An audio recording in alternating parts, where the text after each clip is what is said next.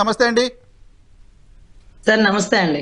ఏంటి ఇప్పుడు మోడీ గారి ఆశీస్సులు ఉన్నాయంటే ఎన్డీఏలో పార్ట్నర్గా ఉన్న ఒక పార్టీ ఇంకో పార్టీతో పొత్తు పెట్టుకుంటానంటే బ్లెస్ చేసి ఆశీర్వాదం ఇస్తారా మోడీ గారు? ఆశీర్వాదం ఇస్తున్నారంటే ఆయన కూడా వస్తున్నారా మీతోటి? నేను వస్తా మీరు పదండి అన్నారా ఏంటి? సార్, ప్రతి చోట కళ్యాణ్ గారు మాట్లాడేది కేవలం ఆశీస్సులు ఉండాలి, కలిసి రావాలి అని అనుకుంటున్నారండి. కలిసి రానంత మాత్రాన యుద్ధానికి సిద్ధమా కాదా అంటే మరి మా దగ్గర మాకున్న స్టాండ్ కి సమాధానం లేదండి. అన్ని చోట్ల యువగళం మీటింగ్ సభలో కూడా అంత యువగళం సభలో టీడీపీ వాళ్ళ మధ్యలో కూడా అధినాయకుడు చెప్పిన మాట ఏంటంటే సెంట్రల్ నుంచి మోడీ గారి సహకారం ఉండాలి, ఆయన కలిసి మాతో పాటు రావాలని ఒక పదాన్ని అన్ని చోట్ల అన్ని మీటింగ్ లో తుది ప్రస్థానంలో క్లోజ్ చేసేటప్పుడు అడుగుతారండి, అంటారండి.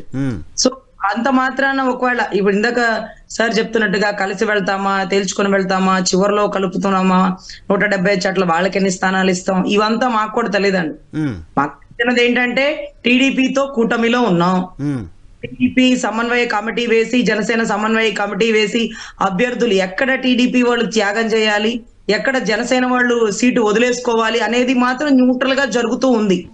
అది గతం నుంచి కూడా అదే రకంగా సంఘీభావం విషయంలో కూడా అధినాయకుడు భువనేశ్వరమ్మ గారు నేనేమీ ఆశించకుండా రాష్ట్ర రాజకీయాల్లో 40 సంవత్సరాల వ్యక్తిని, రాజకీయ ప్రస్థానం 14 సంవత్సరాల ముఖ్యమంత్రికే ఈ గతి పడితే రాష్ట్ర ప్రజల పరిస్థితి ఏంటి, రాష్ట్ర భవిష్యత్తు ఏంటి అంటూ ఒక నిర్ణయం టక్మని తీసుకున్నారండి.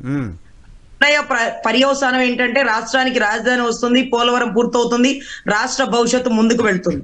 వీటన్నిటితో పాటు టీడీపీతో కలిసి ప్రయాణం చేస్తాను అని చెప్పేటప్పుడు ఇందాక సార్ చెప్పినట్టుగా అంటే ఏదైతే బీజేపీ కలిసి రావాలని కోరుకుంటున్నారు, కలిసి రాకపోతే జనసేన ఆగిపోతుందా, కలిసి రాకపోతే టీడీపీ జనసేన కలిసిన ప్రయాణంకి ఏమైనా ఇబ్బంది జరుగుతుందా, ఇవన్నీ మాకు తెలియదండి.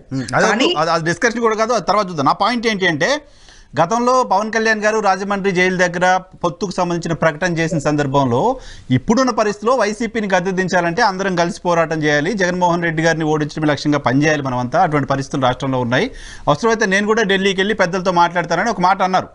సరే, నిగిలి కలిసారా మాట్లాడారా మనకు తెలియదు, కానీ ఇప్పుడున్న పరిస్థితుల్లో పదే పదే మీటింగుల్లో వారాహి యాత్రలో చెప్తూ వస్తున్నారు కేంద్రం కూడా ఆశీర్వదించాలి, ఆశీస్సులు ఉండాలి అని. ఓకే, ఇప్పుడు మళ్ళీ అఫీషియల్ ఒక లేఖ రాయటం అంటే మా పొత్తుకి మా కలయికకి వాళ్ళ మద్దతు ఉంది అని చెప్పటమే కదా. అటువంటి చెప్పాల్సిన పరిస్థితి ఇప్పుడు ఎందుకు వచ్చింది అంటే రేపు పొద్దున దానికి రెడీ చేస్తున్నారా, డయాస్ రెడీ చేస్తున్నారా, ప్లాట్ఫామ్ రెడీ చేస్తున్నారా అనే ఒక ఇంప్రెషన్ వస్తుంది.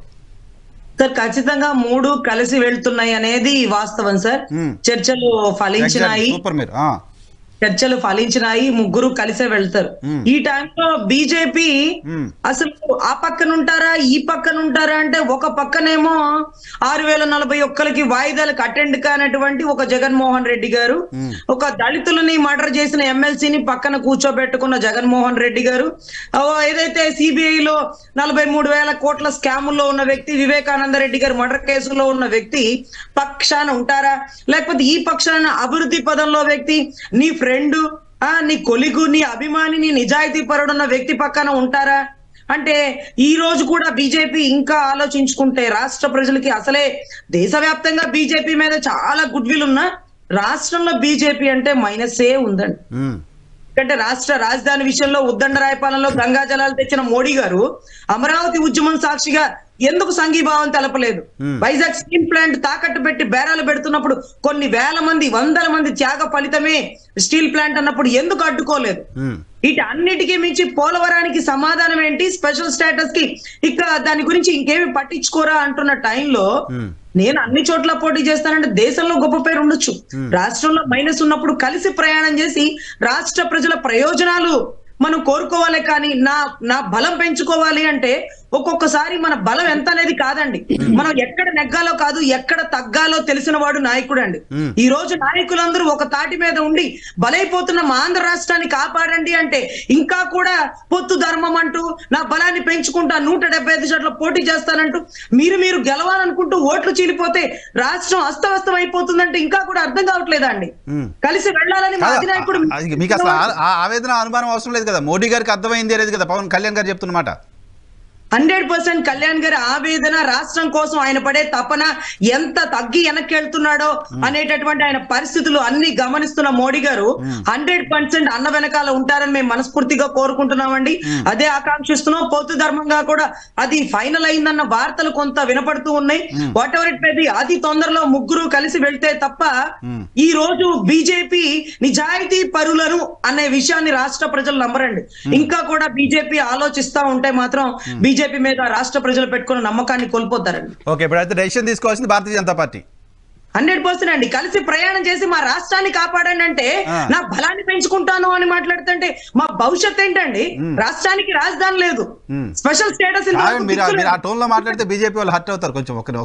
బీజేపీ హర్ట్ అవ్వడం కాదు సార్, మా గురించి ఆలోచించండి, మా ఆంధ్ర రాష్ట్రం గురించి ఆలోచించండి, మా బతుకుల గురించి జాలిపడండి.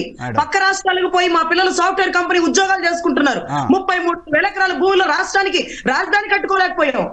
దీని గురించి ఆలోచించకుండా ఇంకా కూడా నీకంటే ముందు చిన్నవాడు గొప్పగా నిర్ణయం తీసుకున్నాడే, కలిసి అతనితో కలిసి పనిచేస్తే ఈగోలకు పోయే పరిస్థితి అండి. ఈగో ఉందా? టీడీపీకి బీజేపీకి మధ్య ఈగో ఉందా? బీజేపీకి జనసేనకి మధ్య ఈగో ఉందా? అంటే బీజేపీకి టీడీపీ కలవడానికి ఆలోచిస్తూ ఉన్నారండి. జనసేన బీజేపీ ఎప్పుడో కలిసి ఉంది. బీజేపీ వాళ్ళు కూడా ఇందాక కూడా నేను జరిగిన డిబేట్ లో కూడా 1.5 సంవత్సరాల క్రితం వాళ్ళు వెళ్ళిపోయారండి చెప్పా పెట్టకుండా.